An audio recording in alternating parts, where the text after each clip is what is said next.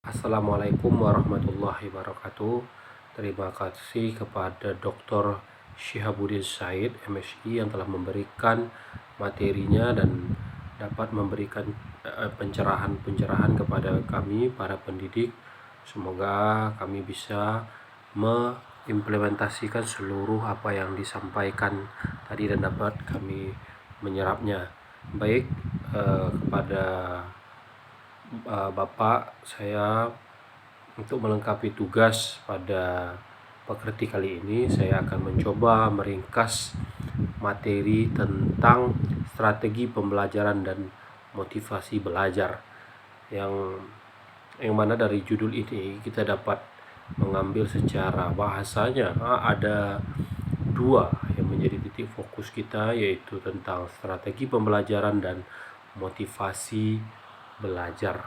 Bila kita lihat dalam bahasa, strategi ini merupakan sebuah cara atau metode apa yang ingin kita gunakan, dengan cara apa ingin kita menyampaikan sebuah tujuan kita. Sedangkan pembelajaran itu adalah proses interaksi antara mahasiswa dengan dosen. Nah, itu merupakan pembelajaran antara peserta didik dengan pendidik, yang disebut pembelajaran. Jadi bila digabungkan antara strategi pembelajaran, maka dapat kita simpulkan bahwa adalah cara kita atau metode yang kita gunakan terhadap proses belajar mengajar tersebut. Banyak strategi pembelajaran yang sudah dilakukan untuk bagaimana menjalankan proses pembelajaran ini sesuai dengan tujuan pembelajaran itu sendiri. Nah, strategi yang digunakan sudah banyak. Nah, mengapa kita harus penting menggunakan strategi ini? Ibarat kita ingin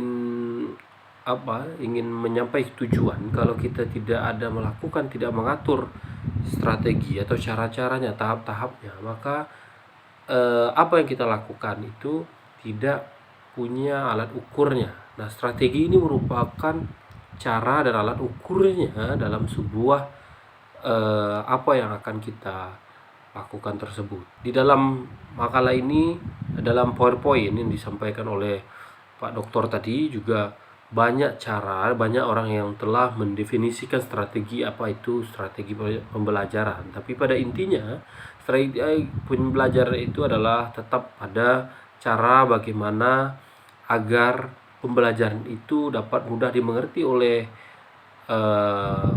pembelajarnya, dan yang memberikan pelajaran juga gampang untuk menyampaikan kepada pembelajaran, yang diajarnya juga mengerti. Bapak Doktor tadi juga sudah menjelaskan, menjelaskan macam-macam strategi pembelajaran. Tadi ada 5 yang telah dijelaskan. Yang pertama, beliau mengatakan, yaitu yang pertama adalah strategi inquiry. Strategi inquiry atau strategi bertanya. Nah, jadi dia bagaimana mengajukan pertanyaan kepada mahasiswanya bertanya juga kepada dosennya. Nah, yang jelas strategi inquiry ini adalah strategi bertanya. Strategi ekspositaris, yaitu sistem pembelajaran ekspositaris merupakan strategi pembelajaran menekan pada proses pemberian pengetahuan atau materi yang diberikan secara lisan oleh dosen atau guru kepada mahasiswa yang ingin membantu mahasiswa menguasai materi. Jadi ini metodenya, dia menyampaikan seluruh materi-materinya kepada dosennya. Berikutnya yang ketiga, yaitu strategi SPMB. Pembelajaran merupakan strategi pembelajaran yang memadukan beberapa kegiatan pembelajaran yang menonjol. Proses pemecahan masalah ilmiah. SPMB didasarkan pada psikologis kognitif yang dapat dibebaskan dari asumsi bahwa belajar adalah proses mengubah perilaku melalui pengalaman. Yang keempat, strategi kooperatif. Metode pembelajaran jenis ini termasuk dalam rangkaian kegiatan pembelajaran yang dilakukan oleh mahasiswa atau siswa dalam kelompok tertentu untuk mencapai. Nah, ini strategi bagaimana membuat kelompok-kelompok dalam mahasiswa itu untuk melakukan diskusi dan pemahaman terhadap suatu persoalan dalam mata pelajaran tertentu. Yang kelima adalah peningkatan keterampilan berpikir. Nah, strategi ini bagaimana jenis strategi ini diterapkan dalam menonjolkan kemampuan berpikir mahasiswa. Nah, dalam strategi ini pengajar itu membimbing siswanya untuk menemukan konsep sendiri, konsep-konsep baru yang bisa dikuasai dengan terus menghadapi proses dialog. Dan ini ya seperti dialog, diskusi dengan banyak dengan pemecahan masalah, tidak kaku terhadap tekstual semata. Maka ini jadi strategi ini juga mengasah pemahaman siswa. Nah, di dalam proses pembelajaran itu ada beberapa karakteristik. Yang pertama itu interaktif, ada inspiratif, menyenangkan, menantang, memberi motivasi peserta didik untuk aktif, memberikan ruang yang cukup bagi prakarsa, kreativitas, dan kemandirian sesuai dengan bakat, minat, dan perkembangan fisik secara psikologis peserta didik. Nah, ini karakteristik proses pembelajaran. Berikutnya Bloom dan Krathwohl. Dalam belajar, mahasiswa harus menguasai 3 ranah: kognitif, psikomotorik, dan afektif. Sebagaimana yang kita ketahui, ada dalam kognitif itu ada tingkatannya. Pertama, pengetahuan. Nah, yang mana pengetahuan ini meliputi mengingat, menghafal. Yang kedua itu pemahaman. Pemahaman itu merupakan menginterpretasikan. Jadi dia bisa menjelaskan kembali apa itu yang telah dipelajarinya dan dia betul-betul memang menguasainya. Jadi dia bisa menerjemahkan dalam kehidupan sehari-hari, dia bisa menerjemahkan dalam mengimplementasikan ilmu tersebut. Yang ketiga, aplikasi, menggunakan konsep dan memecahkan suatu masalah. Nah, jadi seperti bahwa dia harus bisa menggunakan konsep tersebut, menggunakan apa yang telah dipelajarinya. Yang berikutnya, yang keempat, analisis, menjabarkan suatu konsep. Nah, jadi dia juga bagus konsepnya, tentu harus juga dia bisa menjelaskan landasan-landasan dari konsep itu sendiri. Jangan hanya bagus tapi dia tidak mengerti jalannya dari mana dan merekonstruksinya dia tidak paham. Nah, jadi ini penting. Yang kelima itu sintesis, menggabungkan bagian-bagian konsep menjadi suatu konsep utuh. 6, evaluasi, membandingkan nilai ide-ide dan metode. Nah, ini secara kognitif ada tingkatan tadi ya. Pertama itu pengetahuan, pemahaman, aplikasi, analisis, sintesis, dan evaluasi yang terakhirnya. Nah, berikutnya itu psikomotorik. Psikomotorik ini ada 5 tingkatannya. Yang pertama peniruan, yaitu meniru gerak, pokoknya yang berhubungan dengan complak-mencomplak lah, ya kan, yang dia bisa meniru apa yang orang lain bisa, dia juga harus bisa. Nah, 2, penggunaan, menggunakan konsep untuk melakukan gerak. 3, ketepatan, melakukan gerak dengan benar. 4, perangkaian. 5, naturalisasi. Nah, jadi ini 5 ya, ada peniruan, penggunaan, ketepatan, perangkaian, melakukan beberapa gerakan sekaligus dengan benar. Perangkaian, jadi dia satu gerak dengan berikutnya dia merangkai. Ini naturalisasi ya, dia harus melakukan gerak secara wajar.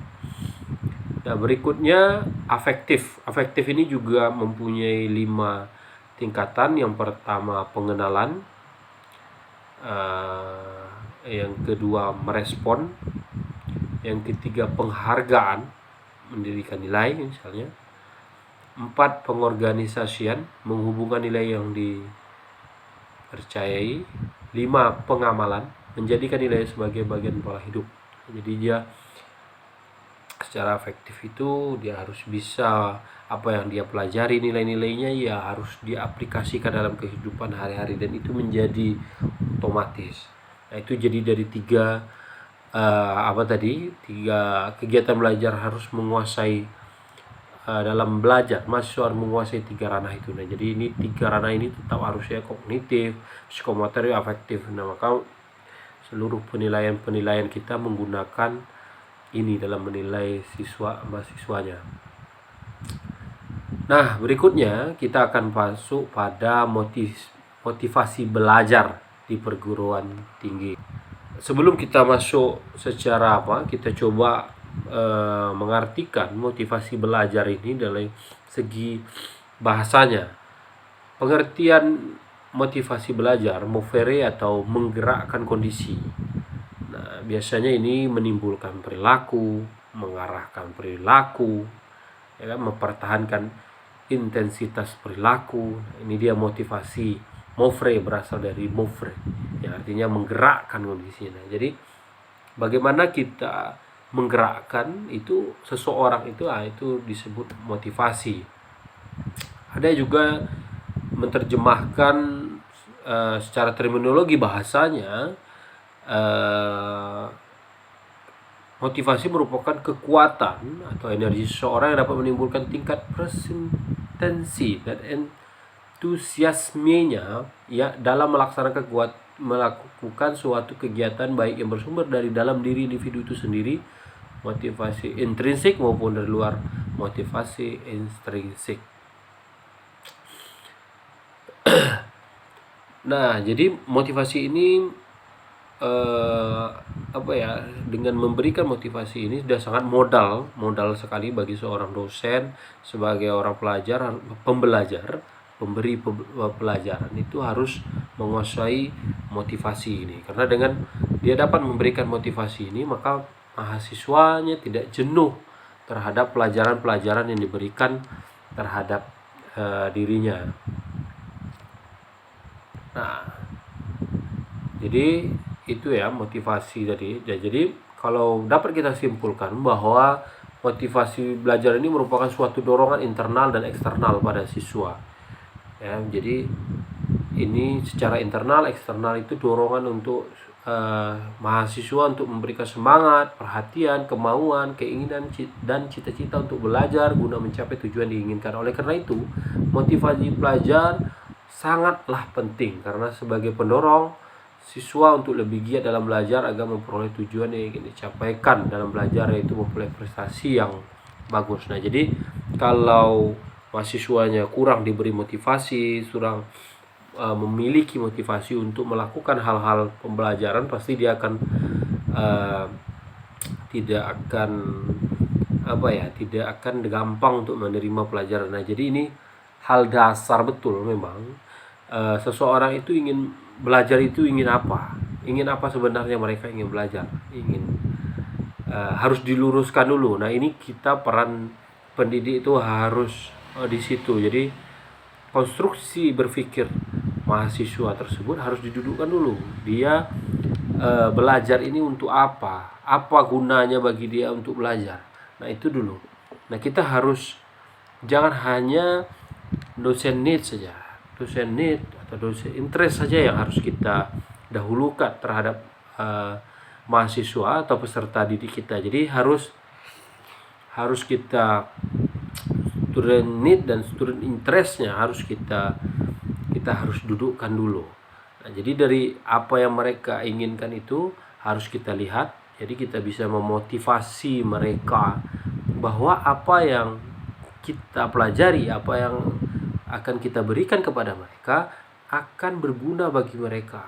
Minimal untuk nanti mereka bisa dapat bekerja, mereka dapat menguasai skill tertentu untuk masa depan mereka, untuk kehidupan mereka yang lebih baik ke depannya. Jadi kalau dengan adanya keuntungan mereka atau adanya motivasi ini, maka mereka akan bisa fokus dan enjoy menerima pembelajaran apa yang telah kita berikan.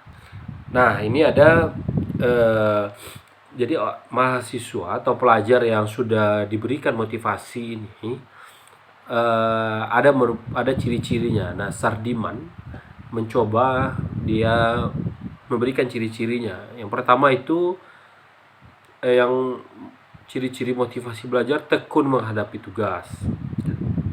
Yang kedua, ulet menghadapi kesulitan, tidak memerlukan dorongan dari luar untuk berprestasi sebaik mungkin, menunjukkan minat terhadap bermacam-macam masalah. Untuk orang dewasa misalnya, lebih senang bekerja mandiri, itu ya. Jadi itu ada beberapa, tidak mudah melepaskan hal yang diyakininya, sedang mencari dan memecahkan masalah atau soal-soal, dapat mempertahankan pendapatnya. Nah, ini jadi ciri-ciri motivasi belajar. Jadi seorang siswa itu kalau udah memiliki motivasi belajar, dia harus pasti tekun ya, pasti dia ulet, pasti berminat, senang dia bekerja, tidak cepat bosan, dapat mempertahankan pendapatnya, tidak mudah melepaskan hal-hal yang dia yakini itu, senang mencari dan memecahkan masalah soal. Jadi yang betul-betul sudah termotivasi, tentu dia melakukan hal-hal tersebut dengan riang gembira. Nah, di sini ada juga menjelaskan tentang cara untuk menumbuhkan motivasi belajar siswa. Nah, jadi ada cara-cara memberikan motivasi. Yang pertama itu memberikan angka. Nah, dengan angka-angka, dengan ya memberikan nilai terhadap siswa di akhir-akhir sesinya, merupakan ini kan motivasi. Jadi siswa itu bergairah dia untuk melakukan belajar yang lebih giat, untuk ada yang ingin dia hasilkan. Nah, itu dalam proses angka-angka dan penilaian-penilaian, memberikan hadiah. Nah, ini juga bagi siswa yang berprestasi, kita berikan hadiah, ini juga mendorong dia untuk bisa termotivasi untuk belajar. Kompetisi yaitu persaingan, ini harus diberikan juga biar ya biasanya kalau ada kompetisi tentu orang berusaha untuk menjadi nomor satu.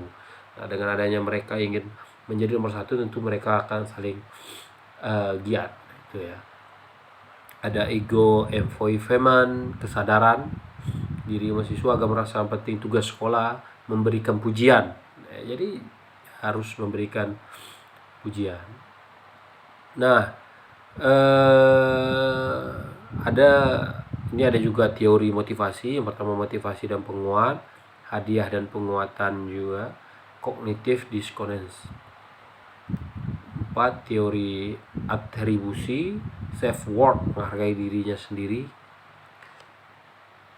Ini juga ada sebuah teori Maslow mengatakan bahwa orang dimotivasi oleh kebutuhan atau ketegangan diciptakan oleh kebutuhan untuk bergerak menuju tujuan di mana mereka percaya akan membantu memenuhi kebutuhannya. Tadi yang sudah dijelaskan bahwa motivasi ini harus lebih cenderung pada keuntungan mereka dari pembelajaran ini. Nah, jadi kalau kita telah dalam pikiran siswa atau mahasiswa itu telah duduk keuntungan mereka untuk mempelajari ini, maka akan gampang mereka untuk menerima pembelajaran, akan bersemangat, mereka akan lebih bergairah daripada orang yang tidak duduk dalam pemahaman atau dalam otaknya apa sih keuntungan mereka mempelajari pelajaran tersebut.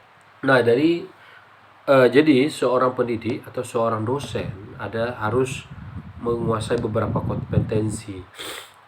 Setelah dari tadi kita sudah membahas bagaimana strategi, jadi kita harus mendudukkan strategi kita bagaimana sesuai dengan harapan kita terhadap siswa tersebut, dan harus juga kita memberikan motivasi. Nah, jadi ada beberapa kompetensi yang memang seorang dosen itu harus memenuhi. Yang pertama itu kemampuan menguasai struktur dan konten mata kuliah. 2. Bagaimana membelajarkan mahasiswa tentang konten mata kuliah sesuai dengan karakteristik konten itu sendiri dan karakteristik mahasiswanya. 3. Dosen mengenali pengetahuan tertentu untuk mengajar. Jadi jangan hanya satu monoton pada pengetahuan itu saja, dia harus banyak pengetahuan. Seorang dapat keempat, seorang dosen dapat mensintesis dua pengetahuan dengan cara analogi, ilustrasi, contoh, penjelasan, demonstrasi, strategi. Jadi jangan hanya satu ilmu pengetahuan. Nah, berikut ada lagi tentang strategi untuk merangsang minat dan perhatian mahasiswa. Ada metode instruksional, variasi media. Nah, jadi jangan hanya medianya itu saja, harus ada lebih menarik terus. Humor, jadi mengajar kita harus juga ada humor. Dan juga menjelaskan ini jangan hanya sebuah peristiwa-peristiwa yang dalam alam pikir juga, jadi memang harus ada aplikatif, harus memang ada yang terjadi di tengah-tengah masyarakat, empiris, betul, pengalaman empiris. Nah, teknik bertanya. Nah, ini juga bertanya setelah kita menyampaikan materi, tentu kita harus mempertanyakan materi tersebut apakah mereka sudah paham atau tidak. Dari PowerPoint ini dapat kita simpulkan bahwa ada yang mempengaruhi dari internal. Jadi motivasi itu dapat kita simpulkan bahwa itu berasal dari dari internal kita, yaitu kemampuan, motivasi, perhatian, ingatan, lupa, retensi, transfer, itu berada di internal seseorang.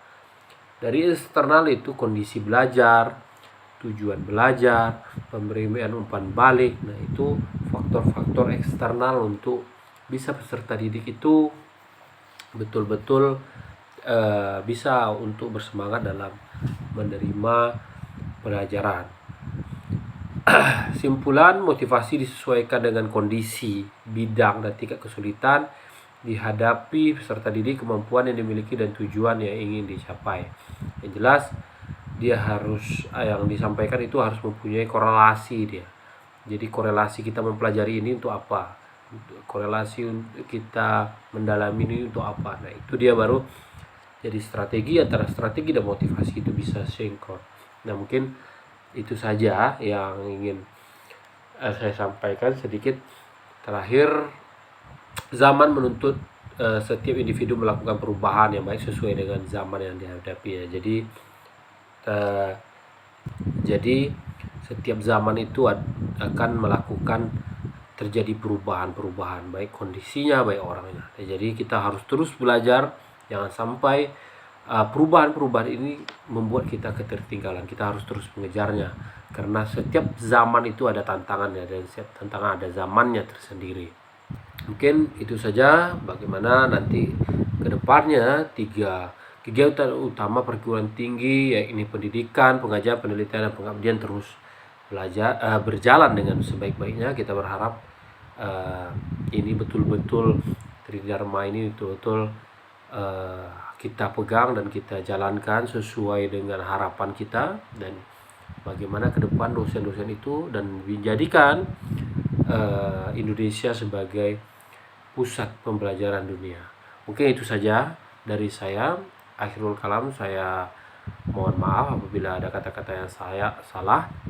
Kepada Allah saya mohon ampun. Billahi taufiq wa hidayah. Assalamualaikum warahmatullahi wabarakatuh.